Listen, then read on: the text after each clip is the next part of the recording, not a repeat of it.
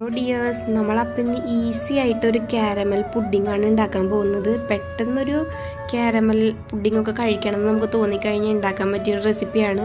അതിനായിട്ട് നമ്മൾ ആദ്യം തന്നെ ഒരു 1/2 ലിറ്റർ പാലാണ് എടുത്തിരിക്കുന്നത്.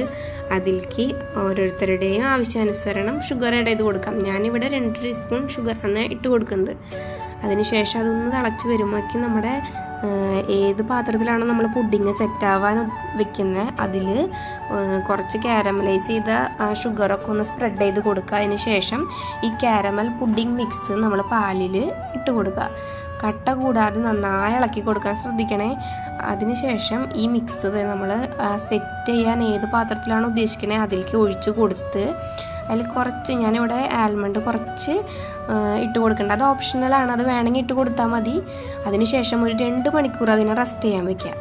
അപ്പോൾ നമ്മുടെ പുഡിങ് ദേ ഇവിടെ കണ്ടാൽ തന്നെ അറിയാം, പുഡിങ് റെഡി ആയിട്ടുണ്ട്. നല്ല സോഫ്റ്റ് ആൻഡ് ടേസ്റ്റി പുഡിങ്ങാണ് ഇത്.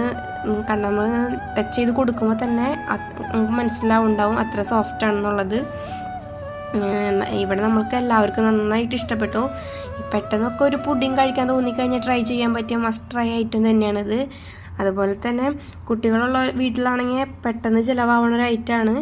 അപ്പോൾ ബൈ.